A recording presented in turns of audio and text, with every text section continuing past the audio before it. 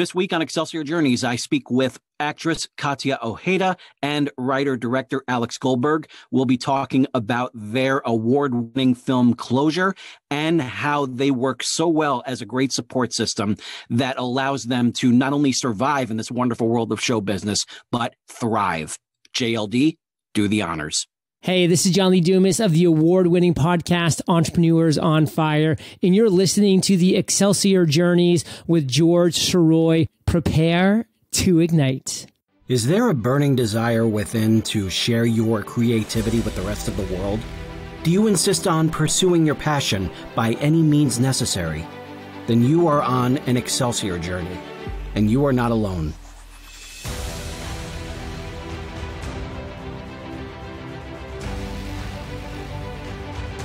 Welcome back to Excelsior Journeys. My name is George Sirois, and thank you so much for being here. Thank you so much for listening to almost 80 episodes. I still can't believe how far this show has gone, and we are not stopping anytime soon. If you like what you've been hearing, please feel free to share this episode and any other episode you like with your friends, your loved ones, and please send them over to he'sgotit.com/podcasts. So that way they can choose which platform they want to use to subscribe to this show. Remember, it is a free subscription. If they are iPhone users, I strongly suggest Apple Podcasts. It's a great app for them to use. And there are another dozen different types of podcast apps for Android users as well, including Amazon, including Stitcher, iHeartRadio, Pandora. There are so many to choose from. And if you would like to show some support, please go to he'sgotit.com/podcasts and click on the link, Buy Me a Coffee. It really helps me to see how many listeners are out there and how many are actively participating. Also, rates and reviews are incredibly beneficial as well and always appreciated. If you go ahead to Apple Podcasts and leave your rate or review there, it will go a long way toward increasing the visibility of this show. Now, one of the great things that I love about Excelsior Journeys is getting to know more about people that I have known through all my walks of life, from grade school on. And this week's show is no exception because someone who I knew was really going to make their mark in this world of show business was Catia Ojeda, someone that I knew from Marymount Manhattan College, and who has worked with a lot of really great, talented people who are also alumni from Marymount, including Steve Russo, Scott Laska, Seth Soloway, and Tom Watunik. Everything that she has been in was always kind of elevated by her performance. And sure enough, one of those people that she got to work with in New York was writer-director Alex Goldberg. And the two of them became a great power couple and continue to support each other to this day as husband and wife and as parents of two great kids. And I am so excited to not only get to share their story with all of you, but also to get some more details about their multi-award winning film Closure, which is available now on Prime Video. You can go ahead and take a look at that as soon as you finish with this interview. And it's just going to be great to see what else they have for us in the future. And so it is my privilege to introduce to you Catia Ojeda and Alex Goldberg. Catia, Alex, how are you today? Hello, hello. Hi, George. Thank you for that lovely introduction and welcome. Oh, thank you so much for being here. And I hope that it made some sort of sense because I've been working on some renovation downstairs, so I'm a little, a little less than 100% right now. So I'm hoping that whatever I'm saying is making a lot of sense. It sounds good to me, especially the part where you said nice things about me. That's made complete. There you go. Oh man. So I was talking a little bit about Closure, and I actually made a point to watch some more of it this morning, before our interview. And I was really just kind of taken by it because it's got this really great, like very much like a dark comedy kind of tone to it. Mm-hmm. And I appreciate that. I love a good dark comedy, and I feel like we don't see enough of those these days. So the fact that it's out there right now where people can go ahead and just view it for free on Amazon, I think there's a lot to be said about that. Thank you. There's a A lot of people do like dark comedies. It's interesting because, when we were looking for distributors and that sort of thing, everyone's like, oh, dark comedy. Nobody wants that. But the audiences do. It's very interesting. People like it. People like your Coen brothers and other people besides the Coen brothers that do dark comedy. But us. And us. Coen brothers and us. End of list. There you go. Dark comedy. I mean, that's life, right? Like lives are like our real life is. Yeah. And I was especially I remember just since everyone was still asleep, I really had to stifle my laugh during the whole I'm an FBI agent with a secret moment that I had to keep that. I had to hold that in because I was laughing a lot for that. Exactly. So I'm curious, like how many film festivals was this an official selection of? We went to 6 different film festivals and we won a total of 7 awards. That's great. 2 best features.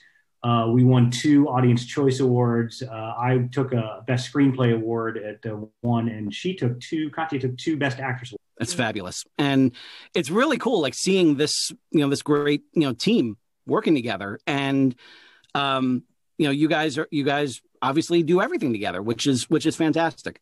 Now in the pandemic more than ever, I think that there's, we went shopping this morning. My parents were here watching the kids, and we were like, this is the first time daylight hours that we've been like shopping out without together. The kids since a year ago. It was fun. Yeah. We went to Crate and Barrel because we needed a couch.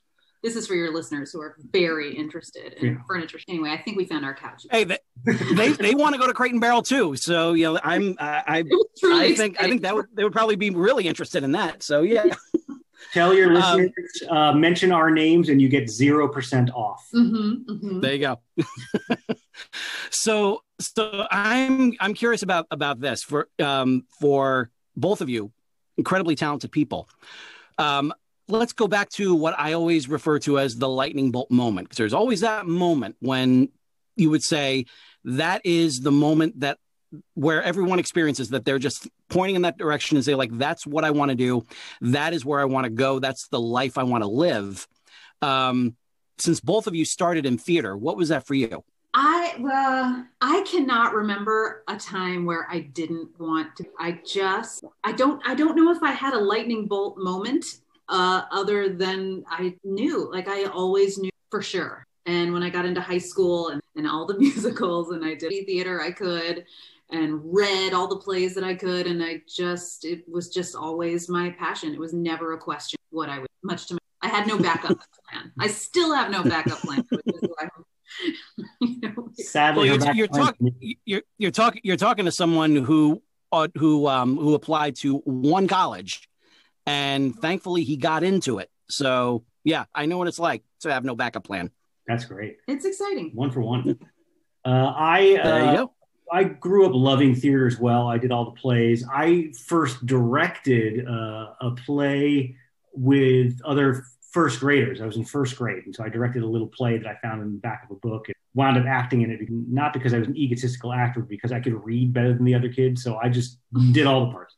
I wrote a play in 3rd grade, I believe. And it was staged in my class. We had a 1 performance run, and that was a lot of fun. It was a 2-page play. So I always had the creative bug, and my parents encouraged it.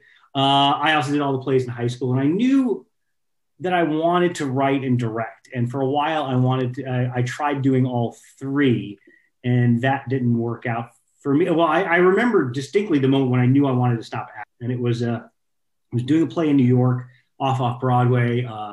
Not a great play, but I had the lead part, which I don't usually get. Usually I'm a character actor, and good part, and I had a good leading lady to work with, and the rest of the cast, very nice people. They were all much, much older. I was probably in my late 20s, early 30s, and they were like mean age 70, but they loved it. They had this, they loved the character work. They loved what they were doing. And we had a big snow day and for a matinee show. And we came into the theater and there were 2 audience members who showed up. One of them was my girlfriend at the time, and the other one was my best friend.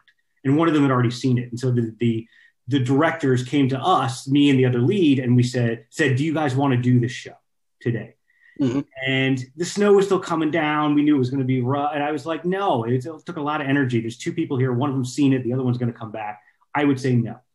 And my co-star agreed with me. And then they told the rest of the cast what we had decided. It was a weird thing. And the other actors were so angry. They were so disappointed that they didn't get to do another performance of the show. And I will never forget that. I'm like, I don't want it as badly as they do. I don't want to act as badly. I feel that way about writing. And I feel that way about directing. I'll do anything. I will go through any war to get it done. But acting, not so much. I don't want it anymore. Also, it doesn't come as natural with the skills. That was my moment when I'm like, just writing. Excellent. And tell us a little bit about how the two of you came together. Because I know, Catia, I'd seen, a lot of different shows that you were doing after leaving Marymount. Like I know you'd worked with Scott Lask on stuff, Steve Russo on stuff. And it was great to see, that. And I can just tell, like, you definitely had, like a real presence about you on the stage.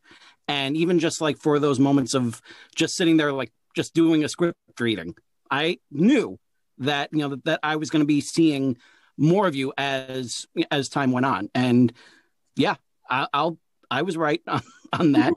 So, yeah. So how did, tell us a story about how the two of you came together. 2000. Yeah.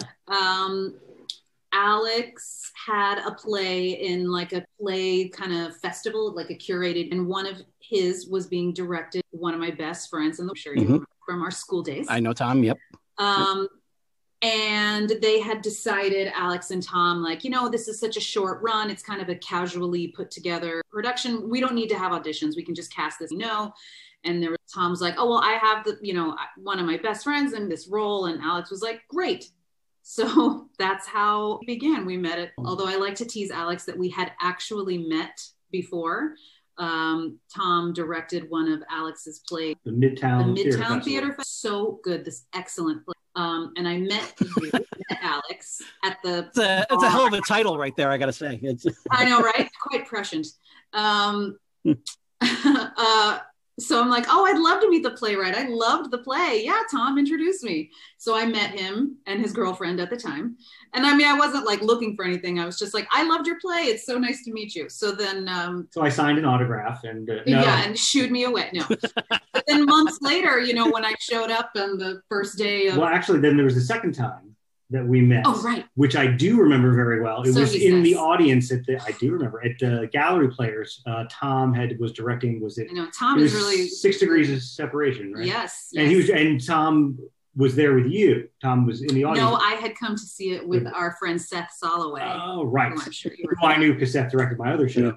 Yeah. And I remember her very much. Just in the audience, the conversation, like, what a dynamic. I bet she's... How memorable she is. Yes. I so remember meeting her last time. Because when Tom said, I'd like to not have auditions, let's just cast our friends, and he said your name, I knew who you were. Oh, okay. Yeah. So I was like, yes, of course, bring her in. That's a very... there you go. Long-winded answer. Actually met a couple times, but we met for real. But we were very professional. Super professional. Yeah. Super professional. Not looking for right now all shit things they used to like in New York to like keep yourself dumb, or I did anyway. And then it was closing night of the show. The last we got made out in the bar, and what was the name of that bar on 44th? Oh God, what was that bar that was like right next to Dyke's Lumber? Right next to Dyke's Lumber, yeah, on 44th and 9th. Like the Moose Tavern or some the Moose Lodge. Moose Bar and Grill, Moosehead. Anyway, the Bull Moose. The Bull Moose. The Bull Moose. Yeah. Yeah. Bull Moose. Yeah. Yeah. So okay. Yeah. The Bull Moose. Yes. There you go. There you go. That's amazing. And so how long were you guys still working on stuff in New York before you decide to make the big pilgrimage from New York to LA? Well, I'll start the ball a little bit. She had never been to LA. And I'd come here frequently because my dad spent a lot of time working in LA when I was a teenager. And my brother had moved to LA almost a decade earlier. So I would be in LA at least once a year. And I enjoyed it. I never thought about moving there. And I had a play going on in San Pedro. So we came to LA and it happened to be in January.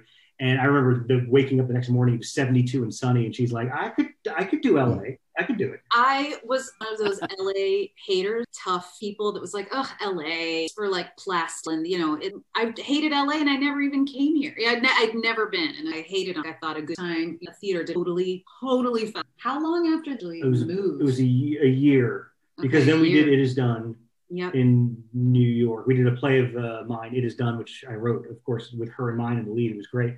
And we decided we're going to take it to LA and try out LA. So we drove cross country to LA, decided to stay for 6 months and put on a production and put out the feelers. And at the end of that period, the play had been optioned into a movie, and she booked already her first gig. And we were like, oh, it seems like we can do this. So we did. So we drove back across country. I did a show with Cess Holloway up at Railroad Playhouse. I was an artist in resident. Did one of the plays there, and then packed up all of our stuff and drove across country again. It was right after Superstorm Sandy. Apartment on the Upper West Side. Like, this is. We're like, I think this is a sign. Kind of felt the same way when my wife and I made our pilgrimage from New York to St. Louis. It just seemed like August 2011. That was a good time. That was a good time for us to leave. And then, as we were just watching New York from a distance, and we saw Superstorm Sandy, and we're seeing all these other high rises going up, and a couple of them blocking the view to Central Park when you're standing at Rockefeller Center, and the Ziegfeld Theater closing. It just felt like, we left at the right time. It seemed like we left before it just got suddenly unbearable to be there. Great job. Also, like going to LA in January. It's kind of like it was doing its own grooming process, basically, just saying like, come on. It's like an initiation ceremony kind of thing. Yeah. It's good. I mean, the weather, no joke. I mean, like, most of the time. I don't know if you everything. August, September, and October, it's like being on the inside of a carburetor, and then things catch fire. So, but other than that, it's fabulous. Yeah. But I mean, really, it's important. Yeah. And so from what I understand, Closure is not the only place where you can find Catia on Amazon Prime. You can also find her on the show Just Add Magic, correct? Yes. How did that come about? By the way, this is one of the greatest showbiz stories. Oh, God. Thank you so much. I am so glad I asked then. It's so rare in Hollywood to show how Hollywood has changed. Now bring it home, baby. I'd set you up. Thanks, love. Okay. So I have to sing a song. Okay.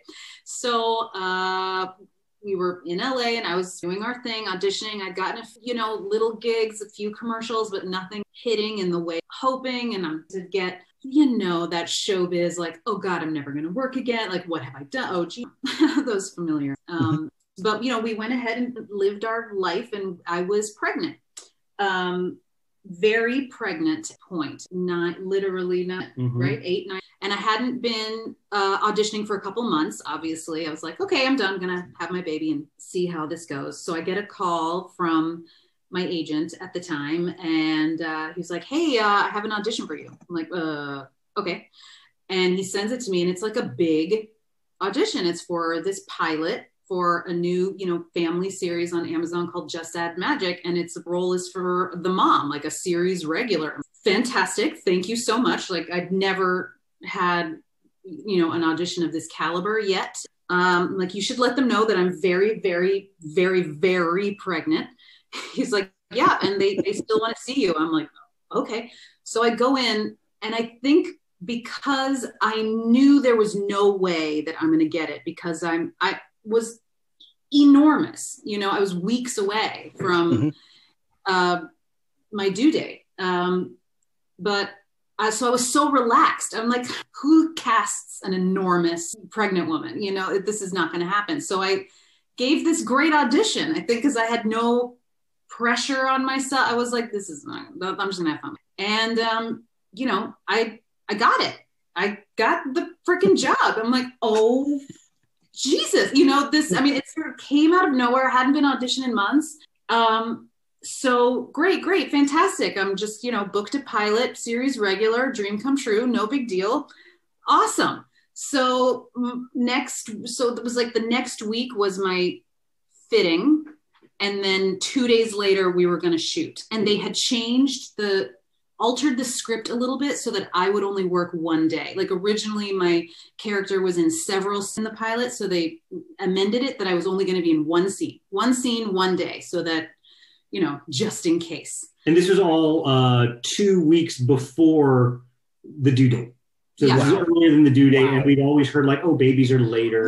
Right. So, of course I First babies are you know, right. You know this, George. You're like, oh, the first baby's always late. You're going to be late. You're going to go to the hospital with, you know, gas and they're going to send you home. Ha ha, those funny stories. My mom was like, oh, you were late. I'm the first in my family. Like, you're going to be late, says my own doctor. Yeah. So the morning of the fitting, so I have the fitting at 11 a.m. I woke up at 7 in the morning because my water broke. It's 2 weeks early. It's and I'm like, no, this is not happening. And I don't want to like go into too much physical detail, but for your listeners that, you know, are parents and have maybe done this before, like when your water breaks, it's not like a movie where you're like, oh my goodness, this is happening. It was I didn't know, you know. It was like, oh, that was a strange sensation. Gosh, I really don't feel so well. Oh, no. Like, ooh, and then I started having freaking contractions. Okay. And I'm like, okay, wow. These they're called Braxton Hicks. These like practice contractions that your body does before you go into labor, totally normal thing. Weeks in advance. Women will know what I'm talking. You can have them for like up to a month before you actually deliver. Totally normal. And I'm like, wow, these Braxton Hicks are kind of intense. Like they kind of hurt a little bit. Gosh, I hope I can pull it together for my fitting because I'm still going to the fitting at this point. Right. Of course. Okay? Yeah. I'm going to the fitting. So around maybe like 8:30 or 9 in the morning, I say to Alex, he had this part-time job at the time. I'm like, honey, do you think you can call out of work today so that you can come with me to this fitting that I'm totally going to because I am not in labor. I'm going to a fitting and I'm shooting a pilot in 2 days. It's my dream come true. Do you think you could drive me? Because I don't feel so well. Right. He's like, sure, honey. And he's like, oh, I think this is happening. I think you're in labor. Honey. And I'm like, no. Because what she's leaving out is like, when she says these sentences, they would be interrupted by the long moan and scream of pain. Like she's not finishing the sentence. So like she's like, you know, yeah, I'm it's really intense. So what should a woman do in this situation? Well, a woman should call her doctor, but this woman called her agent.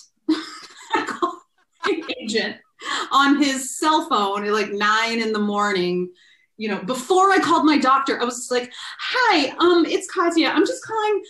Like I'm so crazed. I can't even, I'm in true, total psychological for real denial. I'm like, this is not happening. I just don't feel well. I'm having some stomach issues and hold on. Like, so I call my agent and I'm like, hi, I don't know if I can make it to the fitting today because I'm really, really sick.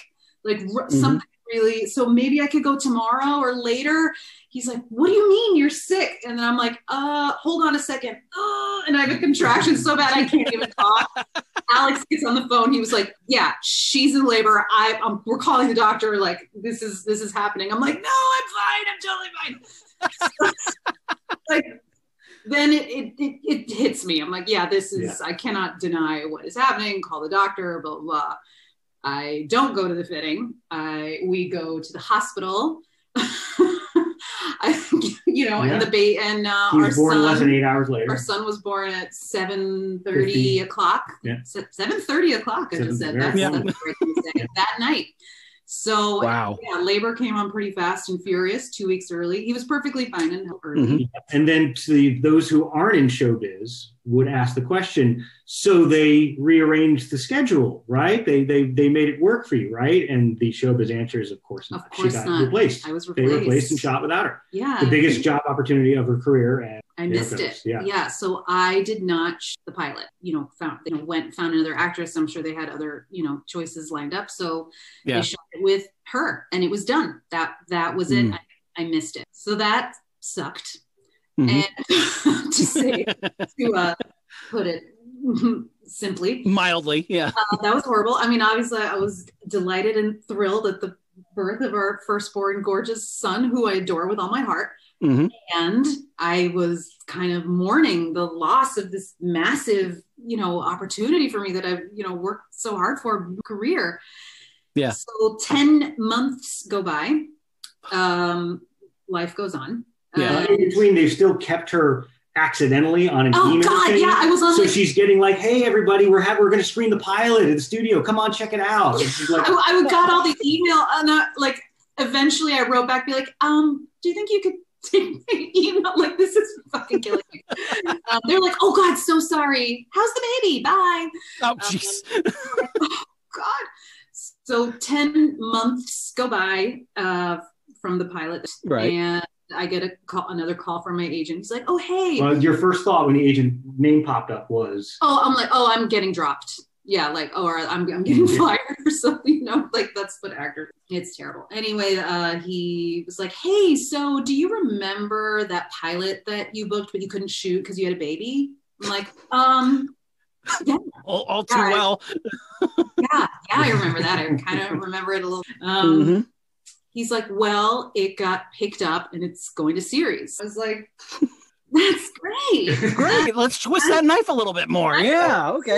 Check it in. I'm so happy for them. That's great news for all of those people. No, but the big news was that they were, pilots often recast, some roles or reshoot some scenes. It's standard in Hollywood to do that. So they were recasting one of the roles, and thankfully one of the producers was like, "Well, if we're recasting that role, maybe we could see if our original mom around." There you go. So thankfully, I won't say which one, but one of the important characters needed to be recast, and you're like, "Well, by the way, can we bring in that mom?" So I had to go through the whole process again and audition again, and went for a screen test with the star of the show, my daughter, and the whole family. And long story short, it came back around, and it was nice. 10 months later.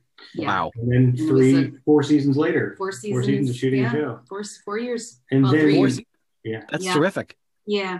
And then ironically, she was 8 months pregnant when she booked another big job, Malibu Rescue, which was a Netflix movie that went into a TV show. And fortunately, our second kid was late. You got to shoot. Yes. Oh, good. Yeah. Shockingly, it happened again, and I was so paranoid. I'm like, "Oh wow." My God. Our second son had the decency to be 2 weeks late. Oh, there you go. So, I was able to. Nice. Wow. And I hope that this whole story finds its way in a script at some point, because that sort of back and forth, that's something that can't be duplicated. That's something that it's one of those things where you just got to like it. People wouldn't believe it, but at the same time, like, it would be such a fun scene to do. Have you ever thought about doing that, Alex? It is, and the running joke would be that she'd have to keep getting pregnant to book jobs. Like, only the big jobs, only so like she's going to have to squeeze out 10 babies and then she'll get her Oscar. But it's not unprecedented. We were, and actually this is such an LA story, but we were at our pediatrician talking about this, and the rumor was that Julie Bowen, the mom on Modern Family, was pregnant with twins during the pilot. So she's like hiding her belly in the pilot, that sort of thing. And we're talking about this with the pediatrician. He says, the Hippocratic Oath says I can't talk about other patients in front of other patients. I can confirm this is true because she was also a pediatrician. Or he was also because it's helpful. Yeah. Her pediatrician is we didn't see Julie Bowen there, but we saw her at the dentist. We did. With her kids. Apparently, we used to live in the same neighborhood. Clearly, she lived on the wealthier side of the same neighborhood. Probably. I don't think we lived in the same. Yeah. She probably had she probably had like a 3-bedroom. Yeah. Oh, wow. So with all of this, when did closure find its way into your mind, Alex? Tell us a story about how that came together.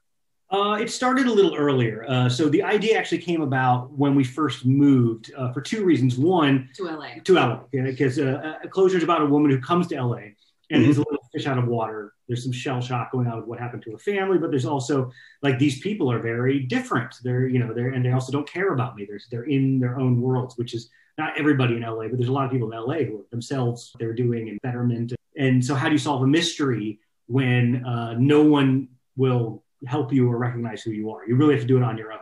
So that was the story that came to us, because moving to LA with a partner was easy in the sense, it's very, very difficult, but we had each other.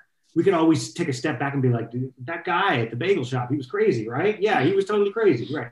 That's, we can do that with each other. LA is not like New York. You don't see people all the time. You don't see like people, you don't run into people. You don't see strangers. You could be in your car and not see another human being. So that was part of it. And then the actual practical side was, It Is Done was optioned into a movie, and it took a month or so for the contract to be agreed upon. And one of the stipulations in the contract, which was totally standard, says that I could be replaced, fired at any time and replaced. And that is normal. You option up, you paid, you could be removed from a play that I conceived, we staged as a play, took it and did another production of the play. I'm like, oh, I could be removed at any time. Got it. No hard feelings. But I was like, well, let's work on something that no one will take away, something that we can design to be shot on a lower budget. And we can do ourselves. We have plenty of talented actors, friends that have the time to do the movie. And, some were in mind when I wrote it. Others were not. Others just became characters later on. So that's how it came about, we did not have audition. We had auditioned one actor, Tom Choi, who played Hugo. But he knew Bo, our producer. So he came in and we did a casual read and he's great. But all the other actors we knew personally. Yeah. We got the script in their hand and said, do you want to do this? And they're like, great. Or no. I don't think anyone said no. There were some people who had scheduling issues and may not. Julie Bowen said no for some reason. We stopped outside the dentist. We're like, I know your kid's getting root canal. We have the screenplay for you. Yeah. Whatever. So everyone that you knew Dee Wallace as well? Yeah, Dee Wallace is also on. Ah, I thought okay. Yes, she played my mother. Nice. Yeah, and I got to know Dee really well. We worked when Alex and I decided to get happen. We talked about it a lot and sent her the script and scene and star one fabulous. Oh, it's great. Yeah, making that scene work. Making sure that scene was a final draft, not like we're gonna slow it down. I wanted to. From beginning of scene to end, because we were guessing she wouldn't read the whole, just read the scene. Just read your scene. I think she would. Yeah. But her response was, I get to hit Catia? I'm in. Yeah. And in fact, when we shot that scene, which was in her backyard, she was like, you can use my house if you want to. We're like, thank you, Dee. That's awesome. That's perfect. A lovely, very generous, super talented, intense actor, in a good way. It's inspiring to be around someone whose energy is that rich and palpable. He's your own critic and so we got to the slap, which is very choreographed. And if you watch the scene over and over, you realize how it's done safely. Partially is a stage slap and the other part is through editing. So we shot it, the different setups to get it done. And we finished those setups and she's like, just in case that doesn't work, why do we do a take where I actually slap her? Has there been some built-up animosity or something that she's been kind of waiting for? Any sort of opportunity or something? Just this is for season 2. I did. Well, it wasn't bad enough. She still did the movie. So we did a take with a real slap, and it just didn't look right. Also, it was for real. It was for real. There was some force behind it. But she generally to grace us for free, which when you're making an indie film, which actually every dollar counts. Another funny side story about that is all of our principal actors were series regulars on TV shows, which helped us out tremendously doing 7 to 10 pages a day. They can memorize it, which is great. But they all had agents too. And they all went to their agents and said, look, here's an indie movie. If I'm available, I want to do it. I know these people. And the agents still are doing their job as agents. So they're trying to negotiate. The SAG experimental contract is a set price. It's very, it's money. The ultra low budget indie contract, It's money, but there's no negotiating because they all know if someone makes more, they all make more. So no one's going to negotiate, but they are negotiating weird ways. They're going to try to get something extra. And with Dee's agent, it was can we have 8 tickets to the premiere instead of 4? Sure, we can do that. And the other clause was she needs to have the biggest dressing room in the cast. And what that is as a protective level is if we're really low budget, people are getting dressed in cars and in bathrooms at restaurants. Do you want to protect Dee Wallace and make sure she's not getting dressed in some back alley somewhere? That totally makes sense. Of course. But having gone a scouting location at Dee's house and saw her master bedroom, we were like, we can absolutely guarantee that she's going to have the biggest dressing room of the entire Nothing else fabulous. besides that bedroom. So like we honor the contract. If our agents are listening, which I'm sure they are. If they are, fantastic. Yeah. Right, no, right. she enjoyed her dressing room very much. Yes. Oh, that's great. That is so great. And so what was the experience like making this movie, knowing that, like you guys were going to be doing it together, with such a prominent way? Because I mean, Catia, you got the lead here, like it's Alex's script and he's behind the camera. What was that like? What was that whole dynamic like for you? It was awesome. I mean, we met working together. I think that, and I'm really well in lots of yeah. But I mean, that's how those are the under which first relationship writer be together a lot. So, and this is closure, obvious, passionate. I always like to say, yeah.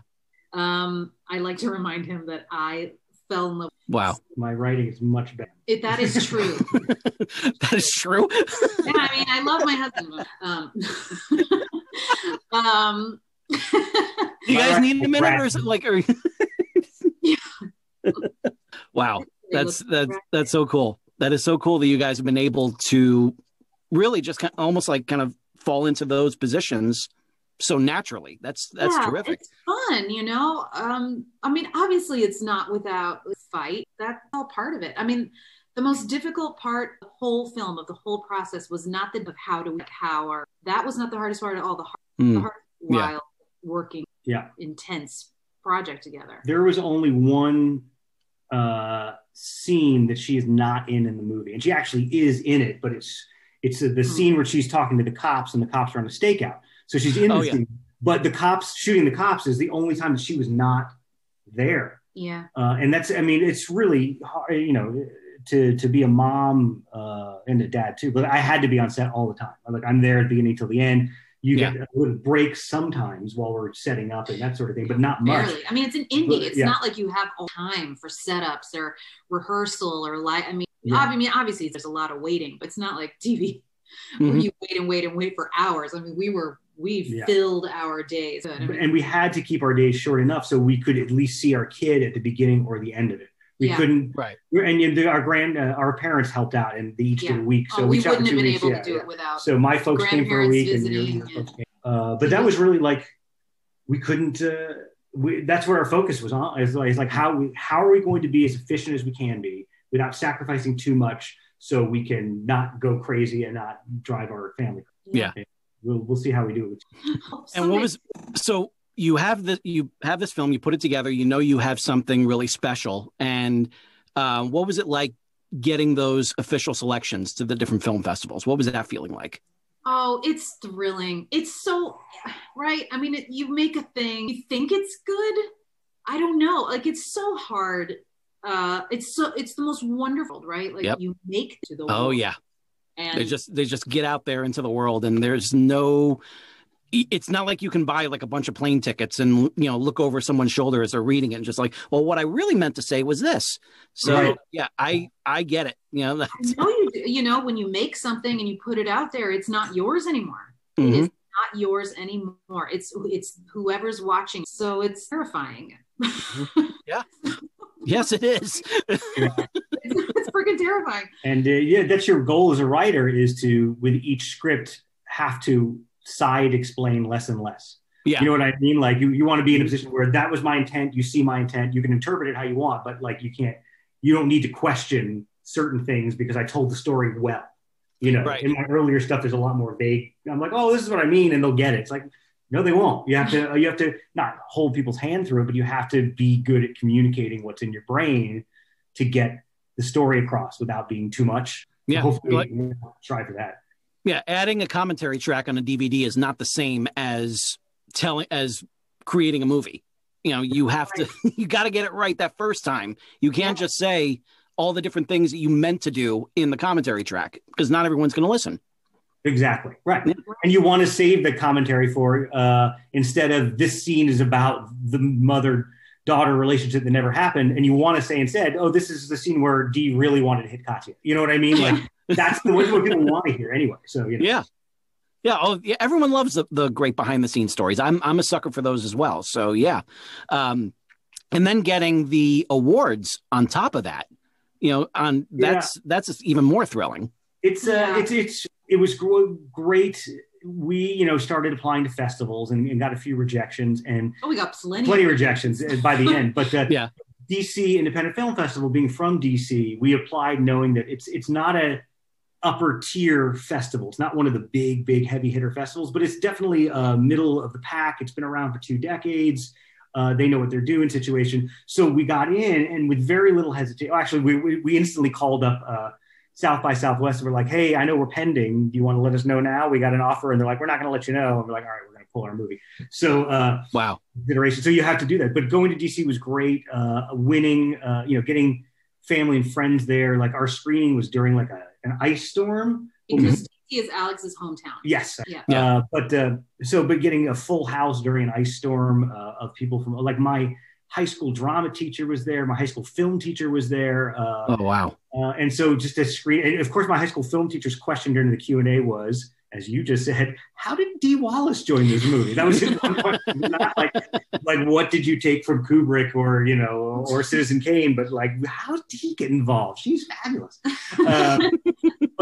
So winning Best Feature was really great. And then after that, we're like, well, here we come, Hollywood. And then we got a bunch of rejections. Mm-hmm. And then our next festival was the Vero Beach Wine and Film Festival. I'm like, wine and film? Yeah, the film comes second. Yeah. But she was super pregnant at the time. Super pregnant. And we were like, okay, well, the baby's going to come on time. So I will go 2 weeks late. I will go for 2. Like, your mom will be in town to help out. I will go for 2 nights.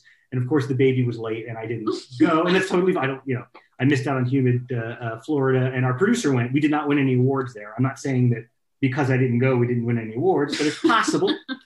We had a baby instead. And then we had a ton of rejections, and then we had a bunch of hits right in a row. So we got into the Marbella Film Festival in Spain, and I went. Oh, wow. Which was fantastic. We discussed it, and she's like, you should go. And I was like, I'm going to be going to make it work. I have to go for like a week. I'm not going to fly to Spain. You can't just like casually go to Spain. I mean, I suppose you could, but but with all the money you're spending, you might as well go to Spain, So and ironically, we had to have someone from the production team commit to going before they officially accepted us, which I totally get. And as her parents were involved with the production, they said, oh, we'll go to Spain. So I wound up going to Spain with her parents while she stayed home alone with our little one and our 4-month-old who wasn't sleeping with 2 kids. So it's like I accepted her Best Actress Award. She won a giant trophy, Best Actress Award, and I accepted it, and I instantly texted her, and she, because of the 12-hour time difference or what it was, she was literally changing a diaper, changing poop. When I'm like, you won Best Actress. Literally covered in shit. That I won Best Actress.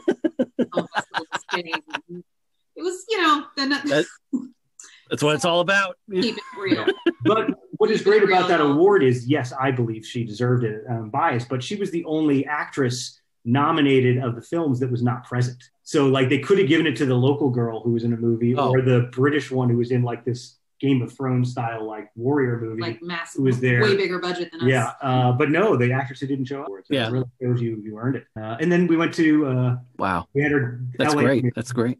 Yeah, then we started targeting cities that we just wanted to go to. So then we did in LA, we did in Austin, and we did finally ended up in New York. We did the Manhattan Film Festival. Come back, and that was really magical. A little less than 2 years ago.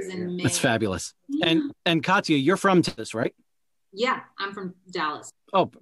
Excellent. So it's good to get one in your home state as well. Oh, absolutely, always. Yeah, and Austin's the best. And this is one of the fun things about it. We purposefully only targeted places where we would actually, East Lansing International. East Lansing. No offense, East Lansing, but it's like we're really gonna. You're gonna spend the money. Buy plane tickets. Yeah, go enjoy a city as best you can.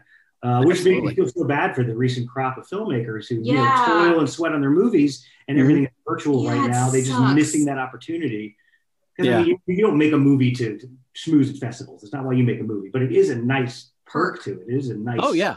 I mean, at the end of the day, like these, all movies are meant to be seen on a big screen, no matter what. Like that's just what they are. That's what got us all into wanting to be a part of this industry in the first place, is looking at those amazing moments on that silver screen. It really is something. You're really experiencing this. Yeah, exactly. Like there's really something to be said. I miss theater so much. Oh, I really do. Me too. Yeah. So with all this time that you've been able to, that we've all had, just dealing with COVID and everything from this past year, dealing with all these different quarantines. Alex, have you been able to work on some more material that'll allow the two of you to work together again? Yes, we knew that we were going to want to make another movie. And I really look at the John Cassavetes, Gina Rowland model of like, he wants to make movies. His wife is awesome. Let's do them together. Let's put her in movies where it's a challenging situation that's different. Yeah. So we wrote a movie actually pre-pandemic that we were just getting started on. Like, all right, it's time to start. Get the ball rolling, raise some money, and then COVID shuts everything down. It's a movie called An Vino Veritas. The phrase in vino veritas means in wine truth, meaning when you're drunk you tell the truth. Anne, she plays the role of Anne, a woman who is sort of in a rut in her life, and she goes away for the weekend to clear her mind. She goes to the country house that she shares with her ex-husband. They split the time, but she gets the weekend wrong, and he shows up with his new girlfriend, and things get crazier and crazier for them to share a house. So we designed it to be low budget as well. Like, I'm continually writing projects for TV and film that are meant to be bigger budget and are meant to be sold and that sort of thing. I have managers that I work with on that, but I also want to have one foot in doing something that we can do together. That we do ourselves. Yeah. So now we're back and trying to put money into that. I also am in the process of adapting a memoir called Robbie's Rule, which is a book by a guy who actually I went to high school with. We grew up together. I didn't really know him. We were in the same Little League program, except that the big fork in the road was his T-ball coach abused him, sexually abused him. He also suffered mental and physical abuse from different father figures in his life and had a rough childhood, and then since emerged from it to become an advocate for closing child abuser loopholes. But one of the great things about the memoir is it's very funny. So it sounds hilarious. It's going to be a comedy about abuse, kind of. If I pull it off, it would be. If I don't, I'll be arrested. But or shunned for life. No. It's totally. He told it in such a way that minimizes. It's not a gritty portrayal. It's a very. I wouldn't say it's light, but there's a lot of humor. That he's a very funny guy. Right. Mm-hmm.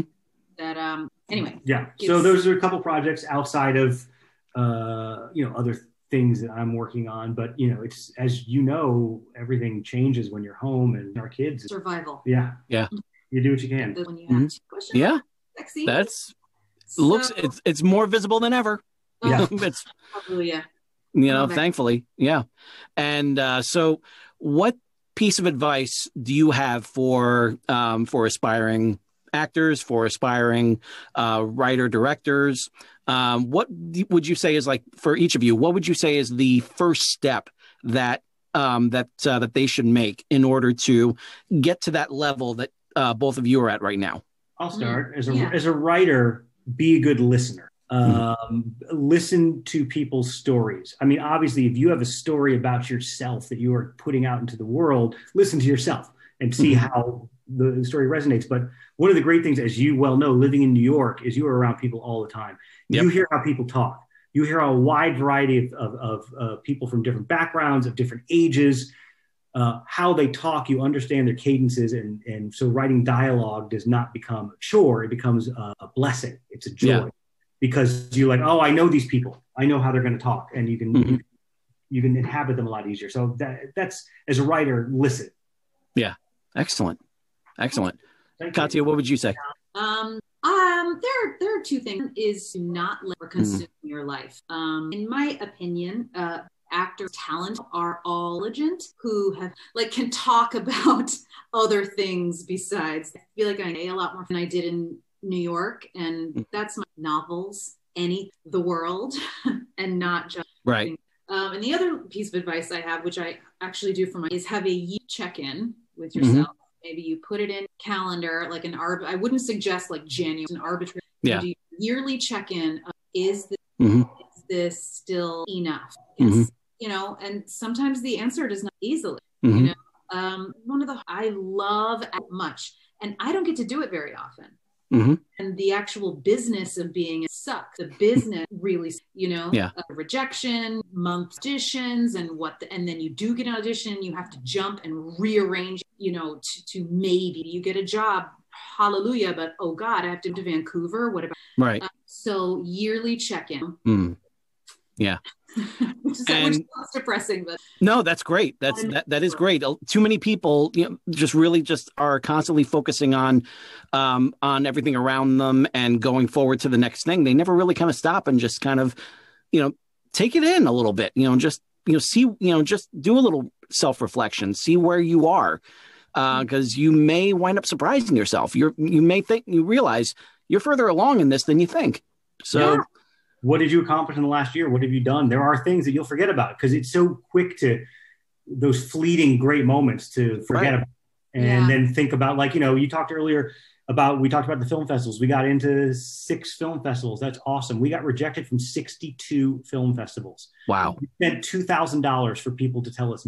And you could focus on that. And I bring it up not because I'm still harping on it. I'm certainly not. But to say, look at all the other cool stuff. Yes, maybe 9 out of 10 film festivals didn't think it was good or it didn't fit in or whatever, but you focus on the one. You focus on the people who say yes in your life. Yeah. Here's a little practical advice too that I want to give to those who are artists who are creating their own work, which is great, and that's what we do too.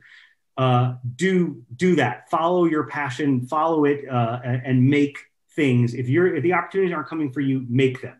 But here's the snarky caveat.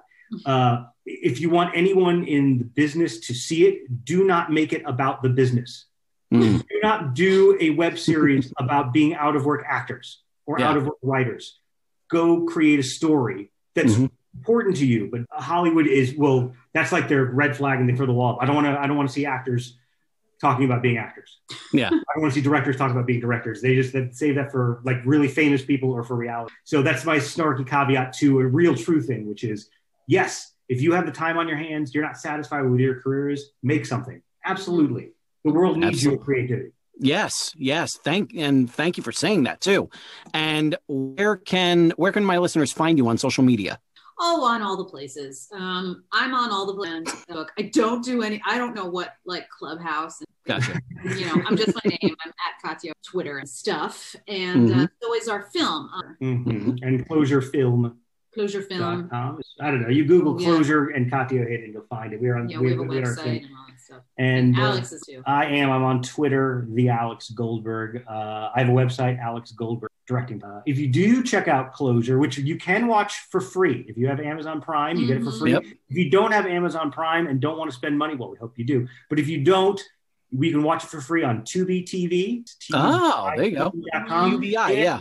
Yep. And Roku. We're on Roku. Yeah, Roku. We're on somewhere else too. Google Play. Yeah, but that's pay. So, but you can pay for it on Google Play. Tubi TV and Roku, you don't even need an account. You can just go there, search for it, watch it. The catch is you have to sit through some commercials every now and then, but you get to watch it for free, and we still get paid. So. That's fabulous. That's fabulous. And I hope that all of you who are listening, really kind of take what both Catia and Alex have to say to heart, because we are in this amazing business of entertainment in any way possible. And the best way to get an opportunity is to make it yourself. And it's even better. It is just astronomically better when you have someone that you can lean on, which is what these two have. And it's what I hope that all of you have as well. You all have, whatever your support system is, as long as you have it, you cannot be stopped. So please just keep going opportunities for yourself. You never know which is the one that's going to hit. So for Catia Ojeda and Alex Goldberg, this is George Sirois saying to all of you, ever upward. And I will see you next week.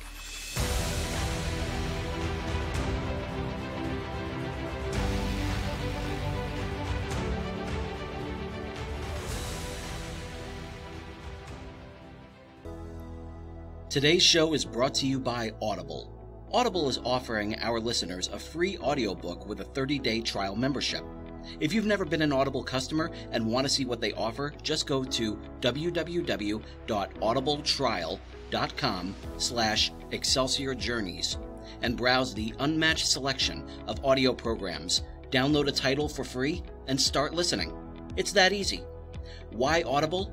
Audible content includes an unmatched selection of audiobooks, original audio shows, news, comedy, and more from the leading audiobook publishers, broadcasters, and entertainers. And with this free 30-day trial, you'll have your pick of it all. You can hear books of all genres narrated by Jim Dale, Stephen Fry, Will Patton, Alex Hyde White, Jeff Brick, Neil Shaw, William Demerit, and even a few by me, George Sirois. So go to www.audibletrial.com/Excelsior Journeys and start your own 30-day journey with Audible today.